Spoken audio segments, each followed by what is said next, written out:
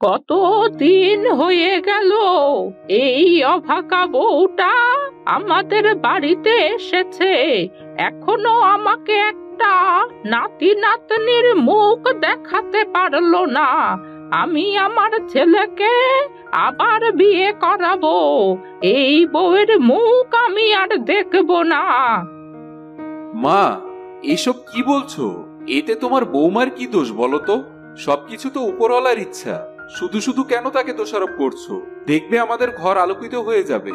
তবে সবকিছু তো এত তাড়াতাড়ি হয় না। আর কতদিন সহ্য করব আমি? আর কয়েকদিন পরেই তো মরে যাব। এই জন্মে কি আর আমার নাতি নাতনির মুখ দেখা হবে না? আপনি এসব কি বলছেন মা? আপনার কিছু হবে না, দেখবেন সবকিছু ঠিক হয়ে যাবে।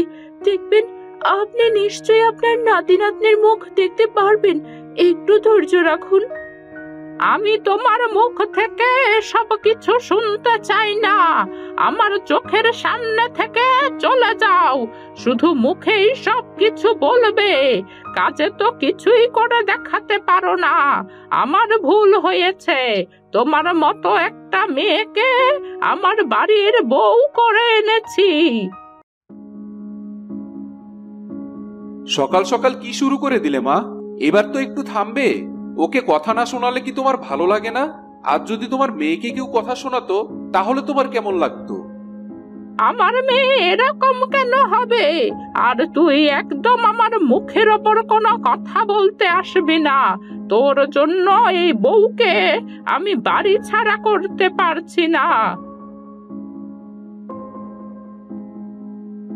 মিনা আর কিছু না বলে কাঁদতে কাঁদতে জঙ্গলের দিকে যেতে থাকে।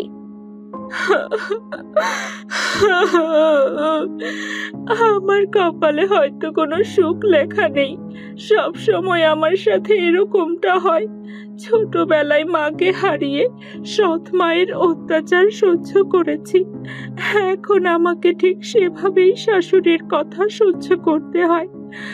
আমি আর ওই বাড়িতেই ফিরে যাব না। এটা তুমি কি করলে মা? ওকে কেন এভাবে কথা শোনালে তুমি? এসব কিন্তু তুমি একদমই ঠিক করলে না। ও তো মন খারাপ করে চলে গেল। তোর দেখে বাঁচি না। তোর বউ তো তোর মাথাটা খেয়ে নিয়েছে দেখছি। যত সব ঢং! ওই মেয়েকে আমার বাড়িতে আর আমি নিয়ে আসতে পারবো না। এমন বউয়ের দরকার নেই আমার। আমি কিছুতেই আর ওই বাড়িতে ফিরে যাব না। প্রয়োজন হলে এই জঙ্গলেই আমি দিন কাটাবো, তবুও আর আমি অন্য কারো কোনো কথা শুনবো না। ঠিক তখন সেখানে একটা পরী আসে। কি হলো তোমার? তুমি এভাবে কাঁদছো কেন? তোমাকে দেখে মনে হচ্ছে তোমার অনেক কষ্ট। আমাকে খুলে বলো, কি হয়েছে? আমার মতন মানুষ মনে হয় আর এই পৃথিবীতে নেই। ছোটবেলায় সৎ মায়ের অত্যাচার সহ্য করেছি, এখন সন্তান হয় না বলে আমার শাশুড়ি আমাকে সব সময় কথা শোনায়। আমি আর কিছু সহ্য করতে পারছি না। এই ব্যাপার, এই নাও, এই ফলটা তুমি খেয়ে নাও। কিছুদিনের মধ্যেই তুমি ফুটফুটে 2 যমজ সন্তান জন্ম দেবে। আর তারা কোনো সাধারণ মানুষের মতো হবে না, তারা অনেক বেশি জাদু শক্তি সম্পূর্ণ হবে। সত্যি বলছেন? আমি সন্তানের মুখ দেখতে পারবো? আমি তো কখনোই আপনার এই ঋণ শোধ করতে পারবো না। আপনাকে অনেক ধন্যবাদ পরি। তুমি এবার বাড়ি ফিরে যাও আর নিজের খেয়াল রেখো। আমি মাঝে মাঝে এসে তোমার সাথে কথা বলে যাব। আমি এখন আসি, আর তুমি এই জঙ্গল থেকে চলে যাও।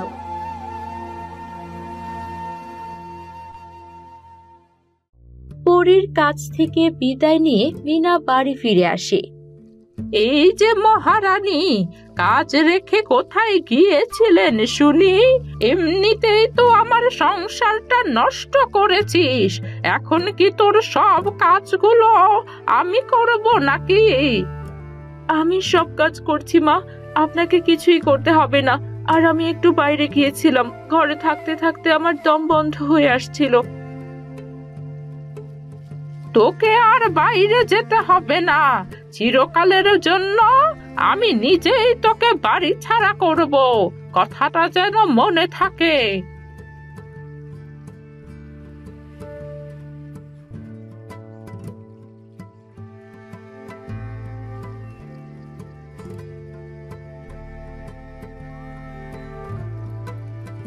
মিনা ঘরে গিয়ে রফিককে সবকিছু খুলে বলে। তুমি সত্যি বলছো? তাড়াতাড়ি তুমি ফলটা খেয়ে নাও।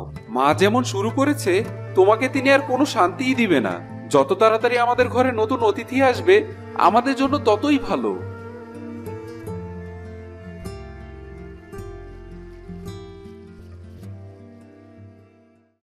কয়েক মাস পর মিনা ফুটফুটে যমজ ছেলের জন্ম দেয়। এখন তুই একটা লক্ষ্মী বৌমার মতো কাজ করেছিস। এখন এই ফুটফুটে দুটি যমজ দাদু ভাইদের নিয়ে আমি খেলা করব, এটাই তো আমি চেয়েছিলাম।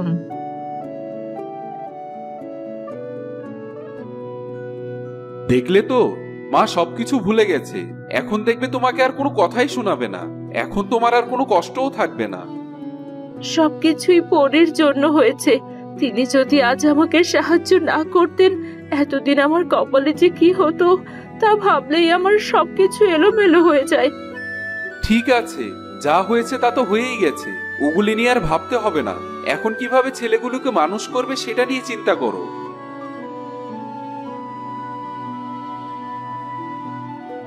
আস্তে আস্তে রফিকের দুই ছেলে কানাই এবং বলাই বড় হতে থাকে। কই রে কানাই, কই রে আমার বলাই, কোথায় তোরা? তাড়াতাড়ি খেতে আয়। সারাক্ষণ কি শুধু খেললে চলবে? কোথায় গেলি তোরা? ছেলেগুলো অনেক দুষ্টু, একদম আমার কোনো কথা কানে নেয় না। কি হয়েছে মা? আমরা এখন খেলবো, এখন কিছুই খাবো না। তুমি আমাদেরকে শুধু শুধু বিরক্ত করো না তো। মা দেখো, আমি কি সুন্দর জাদু করতে পারি, দেখবে? আমি এই গাছটাকে আম দিয়ে ভরে ফেলতে পারবো। এইসব তুই কি বলছিস কানাই? তুই আবার জাদু কোথা থেকে শিখলি? তবে পরি যা বলেছিল, তাহলে কি এগুলো সত্যি হবে? তা কি জাদু করতে পারিস দেখি তো, দেখা আমাকে। এই দেখো মা, ওই দিকটা তাকিয়ে দেখো। এই গাছটায় কোনো আম নেই। আমি জাদু করার সাথে সাথেই গাছটা আমে ভরে যাবে। তাই তো দেখছি রে, তুই তো খুব ভালো জাদু করতে পারিস। আমার ছেলে দেখছি এখনই খুব বড় জাদুকর হয়ে গেছে। আরে বাহ! মা, তুমি শুধু ওটাই দেখবে নাকি? দেখো আমি কি করতে পারি। আমি তো এখনই জাদু করে এই গাছ থেকে সব আম উধাও করে ফেলবো। মা, ওদিকে তাকিয়ে দেখো, গাছটায় একটা আমও নেই। ঠিক আছে, এবার তোদের দুজনের জাদু করা থামা। তোরা কাউকেই বলবি না যে তোরা এরকম জাদু করতে পারিস। আর শুধু আমি আর তোর বাবা ছাড়া এসব কেউ জানবে না। আর কখনোই কারো সাথে এসব কিছু বলবি না, মনে থাকবে? ঠিক আছে মা, আমরা দুই ভাই একটু গ্রামে ঘুরে আসি। সারাক্ষণ তো বাড়িতেই থাকি, একটু তো গ্রামের মানুষের উপরও জাদু করতে হবে। না বাবা, তোরা একদম কারোর সামনে কোনো জাদু করবি না। আর কতবার তোদের বলবো এই জাদুর কথা তোরা কাউকে জানাবি না, মনে থাকে না তোদের? কেন মা? আমরা এত ভালো জাদু করতে পারি, সবাইকে কেন জানাবো না? আমি সবাইকে বলবো আমরা এত ভালো জাদু করতে পারি। ঠিক তখনই পরি সেখানে আসে। না, তোমরা একদম মানুষের সামনে কোনো জাদু করবে না। তোমরা যদি সবার সামনে জাদু করো, তাহলে তোমাদের জাদুর অপব্যবহার করে কেউ নিজের স্বার্থ আদায় করে নেবে। তাই তোমরা শুধু গরিব মানুষকে সাহায্য করার ক্ষেত্রেই জাদু করবে। আরে, আপনি আবার কে? আপনি কি করে জানলেন আমরা জাদু করতে পারি? নিশ্চয়ই আপনি আমাদের জাদু করতে দেখেছেন, তাই না? হ্যাঁ, আমি তো তোমাদের জাদু করতে দেখেছি, তাই বললাম যদি কোনো অসৎ মানুষ দেখে যে তোমরা জাদু করছো, তাহলে কিন্তু তারা তোমাদের ক্ষতিও করতে পারে। তাই সব সময় সাবধান থাকবে। আপনি ওদের বলে দেন পরি, ওরা আমার কথা তো শুনতেই চায় না। আমি তো বারবার বলেছিলাম যেন কারোর সামনে জাদু না করে। এখন আমরা বুঝেছি মা, আমরা কারো সামনেই জাদু করব না। আমরা দুই ভাই মিলে সবসময় মানুষের উপকার করার চেষ্টা করব। এবার খুশি তো মা? এবার তাহলে আমরা একটু ঘুরে আসি। আপনার জন্যই আমি এখন ভালোভাবে দিন কাটাতে পারছি পরি। আমি আপনার ওপর চিরকৃতজ্ঞ। আপনার যদি কোনো সাহায্যের প্রয়োজন হয় অবশ্যই আমাকে বলবেন। সাবধানে থেকো কিন্তু। আর তোমার এই যমজ দুই ছেলে কিন্তু খুবই দুরন্ত। ওদেরকে একদম চোখে চোখে রাখবে। যে কেউ ওদের যে কোনো ক্ষতি করতে পারে। একজনের যদি একটা ক্ষতি হয় তাহলে কিন্তু দুজনের ক্ষতি হয়ে যাবে। ঠিক আছে পরি, আপনার কথা আমার সব সময় মনে থাকবে। আমি সব সময় ওদের দেখে রাখবো। ঠিক আছে, আমি এখন আসি তাহলে। কেউ দেখে ফেললে আবার কোনো সমস্যা হতে পারে। তারপর মিনা সেখান থেকে ঘরে চলে আসে। এভাবেই তারা বেশ আনন্দে দিন কাটাতে থাকে। একদিন কানাই, কোথায় তুই? চল, আমাদের গ্রামে তো খুব বড় একটা মেলা বসেছে শুনছি। চল দুজনে মিলে আজ খুব মজা করব আর নিজেদের জাদু দেখাবো। না রে, মা একদমই বারণ করেছে আমাদের জাদু করতে। আমরা কোনো জাদু করব না, আর আমরা মেলাতেও যাব না। মেলাতে গেলে আমাদের জাদু করতে ইচ্ছে করবে। তাহলে চল একটু গ্রামের রাস্তা দিয়ে হেঁটে আসি। এতে করে তো ভালো লাগবে, তাই না? সবসময় কেন যে তুই এমন করিস? ঠিক আছে, চল গ্রামের রাস্তায় ঘুরে আসি। আর মা কিন্তু আমাদের বারবারই বারণ করেছে যেন আমরা কোনো জাদু না করি।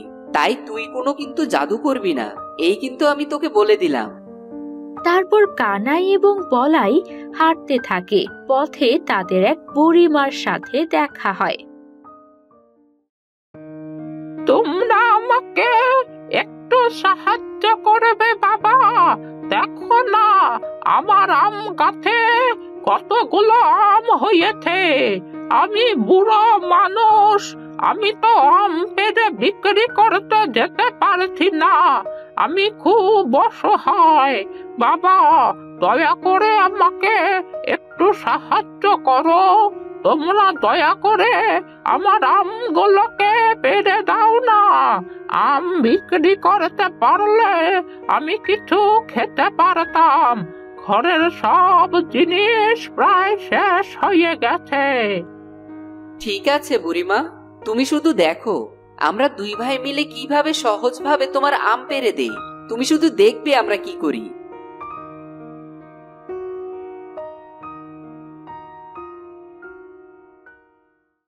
সাথে সাথে বুড়ির কাছের সব আমগুলো গাছ থেকে নিচে পড়তে থাকে এবং এক জায়গায় জড়ো হয়ে যায়।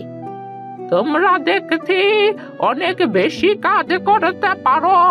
চোখের পলকেই সব আমগুলো পেড়ে ফেললে। তোমাদের অনেক ধন্যবাদ। তোমাদের যত খুশি এখান থেকে আম নিয়ে যাও। এই সামান্য কাজ করা আমাদের কোনো ব্যাপারই না বুড়িমা। আমরা সবকিছুই করতে পারি দু ভাই একসাথে মিলে। আমরা দুই ভাই একসাথে থাকলে সব অসম্ভবকেই সম্ভব করতে পারি। আমরা এখন আসি বুড়িমা, তুমি সাবধানে থেকো।